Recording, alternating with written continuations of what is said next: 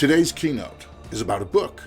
It's a book called The Nature of Risk by a guy named David X. Martin. And apart from having a cool name, I mean X, that's pretty cool, David X. Martin is a cybersecurity expert, and he's also a guy who knows quite a bit about risk management. So on the cover of the book, it poses a question. That question is, are you a bear, a squirrel, a turtle, or a fox? Now, what the hell does that mean? Well, it leads me to the next question, or the real question, which is, how do you look at risk management? And before we get into the nitty-gritty, let's say this is a book about animals, but it's mostly a book about risk management. And that leads to the next thing is, how did this come to be? Isn't risk management normally like a little bit dry and boring, if we're honest about it? Well, there's actually a fascinating backstory, and Martin starts out with this, because he had a friend who died. Now, that's tragic under any circumstances, but the friend's family came to him and asked for help and said, David, he handled the money. What do we do now? And he thought this was an excellent chance to teach them about risk management, to kind of teach them how to deal with the fact that the guy who dealt with the money was now no longer there, and they had to do it, the wife and the kids and so on. And what he meant was resistance. They didn't want to learn. They just wanted him to kind of take care of it. After all, he was the risk management guy, right? And they just wanted him to fix the problem. So then he said to himself, what does my family actually know? I deal with this stuff at home. Not surprisingly, if you work with risk management, then you're obviously the person who takes care of it at home. What about them? And he writes very nicely, they were his family, so they couldn't really not talk to him. They had to listen, at least for a little while. And he found the same resistance. He found that they also didn't want to learn about it. They felt their eyes glazed over. It was like, no, this is not for us. And then he thought, what do I do? What do I do differently? How do I get this message across? And that's when he came up with the idea of writing the book, which is about animals, yes, and about nature, yes, but mostly it's about risk and risk management. And that, of course, leads us to using the book. And that's why I'm doing this talk, because if you don't have the book, it's still interesting. If you don't want to buy the book, even though you should, and if you don't want to read the book, then I'm here to help you. And why is that relevant? Well, risk management, is that relevant for innovation? I think we'll just give that one a hard yes and move on, because if you're innovating and you're not thinking about risk, then you're going to get into some pretty sticky situations. And believe me, I know. I know. I'm in crazy debt because I didn't think seriously about risk management, or maybe I thought seriously about it, but I just made some really bad decisions. Let's not get into that here or there, just to say this is not just a book review for the sake of a book review. It's not even a book review. It's something that is very, very relevant when it comes to innovation. Now, let's look at the book itself. First off, there's an overall story. It's about two forest fires. That's kind of the thing where we follow these animals. And that actually could be easily translated to two crises or two crisis or two crisi. I'm not completely sure what the proper way of looking at it, so let's just call it two forest fires. It's two crises. I know. So it's beautifully illustrated, and it doesn't mean there's illustrations all through it, but there are like these sparsely deployed, I think I'm going to use that word, illustrations throughout the book, which is really, really nice. So one thing that I learned from going through it, and I've worked with illustrators before, is just a few illustrations can go a long way. So for my next book, if I can't get an illustrator to do the whole thing, which is what I've done before, then I'm at least going to have a couple of illustrations, because it really is nice for setting the mood. So there are scene illustrations and things like that happened before the fire, and there are scenes during the fire, and there's even a scene of the bear getting shot, a tragic moment, especially for the bear. And then there's the last one where you see some of the beavers and they're rebuilding in a new place. So there are different scenes, and these are very nice. And then there are the animals that you meet in the book. And there are quite a lot of them. There's a red squirrel. There's a gray squirrel even. They get the same illustration. There's not two squirrel illustrations. There's a bear. There's deer. There are quite a few deer, but there's only one deer in the picture. There are beavers. Lots of beavers. We'll get to them. There's a red fox, and there's a turtle. It even gets two illustrations for some odd reason, there's a rabbit, and then there's the woodpecker, the eagle, and the snake. So there are quite a lot of characters in this book already, but they're all nicely illustrated, and that makes them come alive in a very, very satisfying way. I think that's what we're going for, satisfying way. But the story structure is like this. It starts where we see normal life in the forest. Then there's the first forest fire. Then we see what happens after the first forest fire, the regeneration phase, the kind of, oh no, what are we still alive? What are we doing now? Then there's the second forest fire, which is worse, a lot worse. And then what happens after that second fire? And that's where it would end. And there's a point at the end where it's like, how did everybody do? What are the lessons learned? It's very clear. It's not, you get the story and you can read that, but then there's also, here's what the story meant in case you weren't paying attention. So it's very easy to grasp that way. Works well. Now, this, of course, David Martin, or David X. Martin, because I love that X part of his name, uses this not just to tell stories about animals. I'm not even sure how accurate this is. And of course the animals talk. That part is not accurate at all. But he uses it to showcase different strategies. So here risk is at the center of it all. But how does the red squirrel deal with it? Or in this case the gray squirrel. Here's the red squirrel. Just forgotten which way I'd put the slides. How does the deer deal with it? The beavers, the rabbit, the red fox, the bear, and finally the turtle. I think we all know what the turtle does, but we'll get to that. So how did they actually manage? I'm not going to take you through the whole story because that's neither here nor there. And if you read it, then you get that for yourself. But how did they manage? How did they get out of it? Well, first off, the turtle.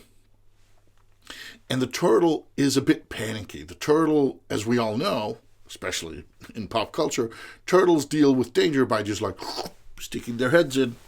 I can't really do it in my jacket, but try to illustrate. But the turtle's also hopeful. It's hopeful that the world will change around it and then it can come back.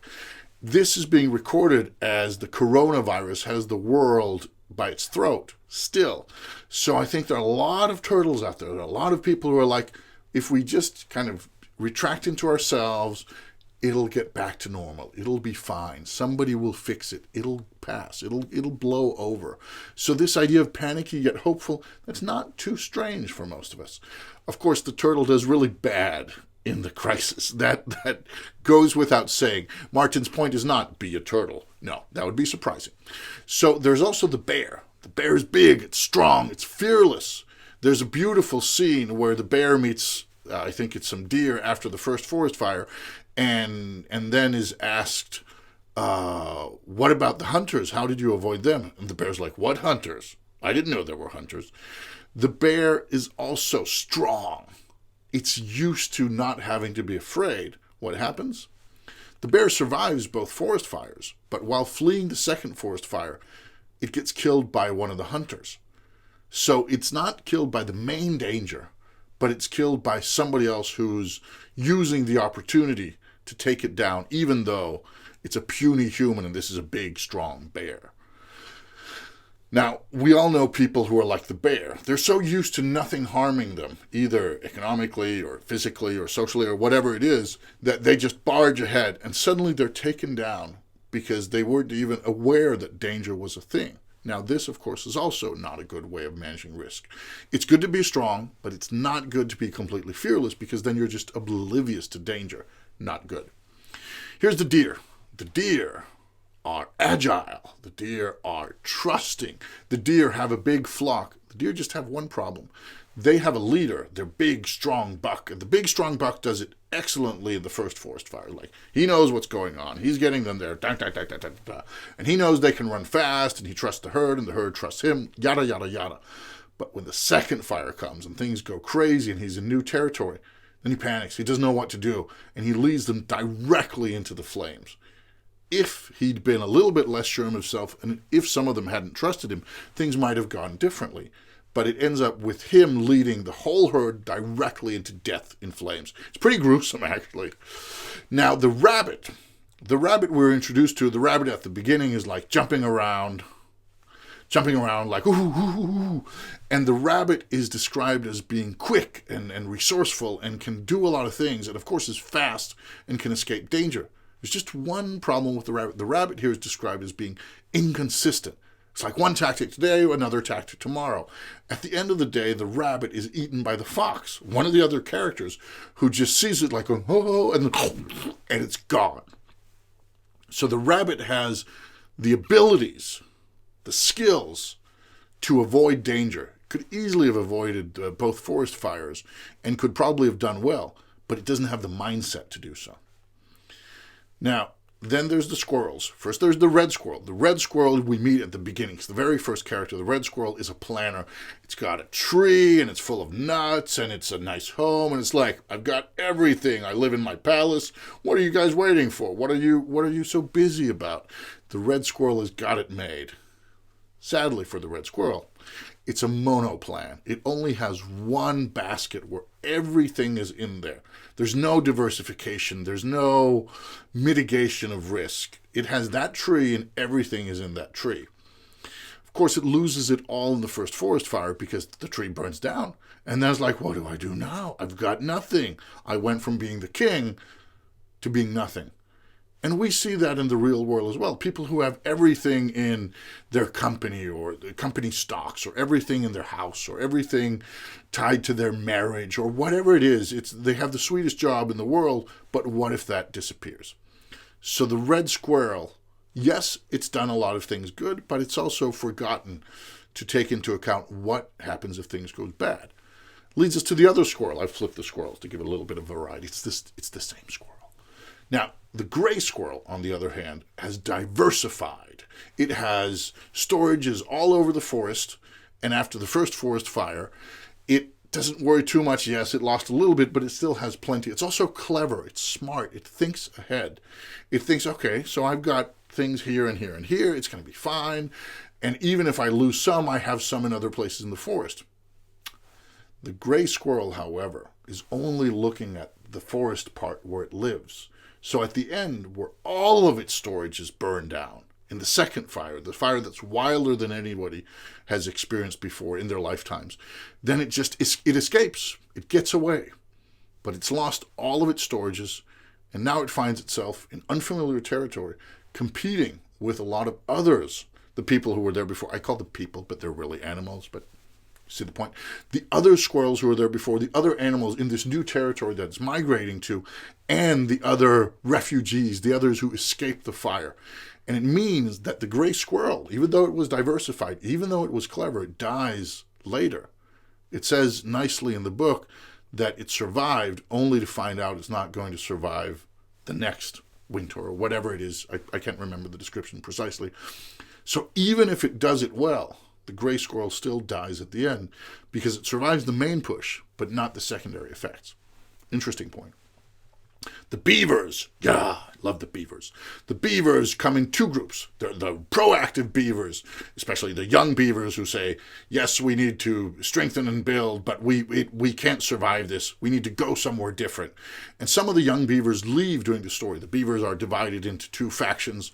Some of them say, we just need to build strong and hold tight as we have always done. It will work. See, it worked in this fire. And even if another comes, we will do it. We are beavers. Then there's the other beavers, the young ones who say, yes, we survived this, but it's going to be very, very tough. We should go somewhere else. We should strike out. Now, these are, of course, the proactive and the reactive beavers. And as you can guess, in the first forest fire, the reactive beavers do nicely. But after the second one, most of them die, and a few of them survive to find the other beavers. And here, Martin gets a little bit like warm and fuzzy around the heart, or at least I get it when I read it, because the beavers that have thrived, the ones that went away, the young ones who said, okay, we've gone somewhere, we've built a new place, and now these older, more conservative beavers, the 5 that have survived the fire, and we get the impression that a lot more than 5 died in that fire. They find it, and they're like, oh, but will they let us in? And the young beavers welcome them with open arms, saying, thank you for seeing the light. You're now part of our tribe. And they all work together, and it all works out fine. I don't always know if reality works like that, but it's a beautiful moment in the book. And it's also a nice philosophy that when you are the ones to strike out, when you're the ones to say no and do it your own way, when the others come after you, instead of saying, you should have listened, you should have done, you say, okay, now you learned. Better late than never. Come, we welcome you with open arms. I like that. I don't find it super realistic always. But again, these are animals, right? Finally, we have the red fox. The red fox, yeah. The red fox is smart. The red fox has kind of a burrow in the ground for the cubs with multiple entrances. The red fox thinks about food supply, about where to get out, having things hidden, that sort of thing. The red fox is adaptable. She's constantly thinking of how to change her habits and her environment. And at the end, even though the red fox doesn't come out of it unscathed, she loses one of her cubs. Terrible. Horrendous. She also at that moment realizes, I can't save the one, and the ones who are still alive need me. She thrives. She eats the rabbit, or she at least kills it and drags it home to the cubs. During the crisis, not only does she survive, she also thrives, and she manages to take out some competition in a way that might be brutal to most of us, but is fitting with her natural habitat. She's a predator, after all. And the red fox is, in Martin's own words, the way you should look at risk management. You should be smart, you should be adaptable, and you should diversify, and you should think ahead, and you should think of multiple exit, multiple kind of opportunities, possibilities. But most of all, you should change your plans all the time because the world shifts around you. And if you do that, you will thrive. Not just survive, but you will thrive when chaos hits, and chaos will hit. So this is a run-through of the different tactics. Martin presents 8 different ways to look at risk management, each of them with one animal. And it's nicely done, and it's easy to remember. And I think that now, even if I didn't have the slides to support me, I'd be able to explain, what does the red squirrel do? What does the red fox do? What does the bear do? And I'd be able to take that into a classroom and teach that, which is pretty damn important, which is not damn important, well, it is that too, but that is pretty damn intriguing for something like risk management, where Martin, in his own words, first he failed at even getting licensed to try to teach this other family, his former friend's family, and then his own family also, just like, we are a wall. We want you to fix it. We don't want to learn. So there's something there. Now, there are a couple of other characters. There's a snake, there's a woodpecker, and there's an eagle. And these are there to kind of help the story flow. The woodpecker travels with news. The eagle kind of gives an overall view, doesn't really do that much. And the snake just shows up like, hello, can I sell you something? The snake is just there to kind of to represent all the people trying to sell you stuff with no value to it. The woodpecker actually brings information along, and it said the eagle provides sometimes the overall view, but doesn't really help anybody. These are supporting characters. They're nice for the story, but they're not really directly engaged in risk management. So we don't know what the eagle kind of ended up living through, or what happened to it. So what can we learn from this book? One thing is what I've told you, what we can learn from the book itself. Another is what can we learn from the way the book is done. Well, we can learn a couple of things. First of all, there's a simple premise. Here's nature, forest fire, regeneration, more forest fire. That's pretty easy to understand. It's a pretty easy story to follow. And it's relatable. We all can imagine these small animals and the fire coming, and the humans, the hunters are there. They also do some cleanup afterwards and try to kind of keep the fire under control. It's easy to relate to. It's not some obscure numbers-driven, then you deal with derivatives and your credit swap defaults, yada, yada. It's easy to relate to, so it's easy to understand, because most of us have some experience in the forest. And while we may not hang out with foxes and bears all the time, we have an idea of them. We have some connection, is maybe too strong a word, but at least some kind of understanding. So it's easy to see them there. It's a little bit like seeing a Disney cartoon come to life. And if Disney had gone to David X. Martin and said, we want to do a short film that teaches kids about risk management, he could just hand him his book and boom, done. There. Beautiful.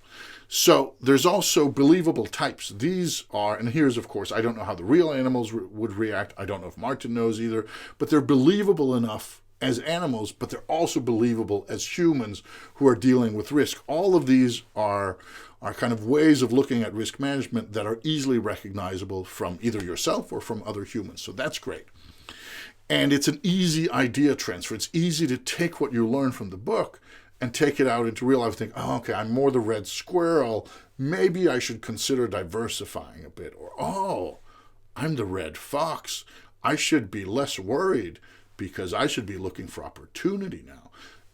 Depends on who you are, depends on what message you get out of it. But it's pretty easy to take that and turn it from reading a book into a dinner table conversation with your friends or with your kids even, or just with yourself when you're looking at how do I balance my stock portfolio. Last but not least, this is a great way to learn. As somebody who's been engaged in both traditional and non-traditional education and learning and crafts extraordinary learning experiences for people and has done that for many, many years, I find this is lovely. It's short, it's nice, and he was super effective at teaching what he tried to teach. So my hat goes off to David X. Martin for writing this, and most of all for daring to ask the question to people, are you a bear, a squirrel, a turtle, or a fox, even as a very serious, very senior professional in an industry that's not usually used to bears and foxes, but to serious types in serious suits with serious language. So I think that's a brave move and a very, very well executed one. Now, if you're interested in the book, it's called The Nature of Risk. You can find it on Amazon. It's only $3.74. And the reason I do this blatant commercial for it here at the end is because that's nothing. For most of us, and for those of you who have internet connections and are watching this, that's not a lot of money. And it might just teach you something really, really valuable that you can use for the rest of your life. So I feel it's worth plugging the book shamelessly because it's actually a pretty good teaching tool. And at that price for your Kindle instant download, yeah, I'd say it's worth it. What you think, that's up to you. But last but not least, thank you for listening through this. This has been a keynote about a book, but it's also been a keynote in itself about risk management. A little bit about animals too. And no matter what, thank you for sitting through this. Thank you for taking your time. I hope you learned a little bit about risk management. I know that I did from reading it. And I guess by getting to explain it, I learn even more. Thank you.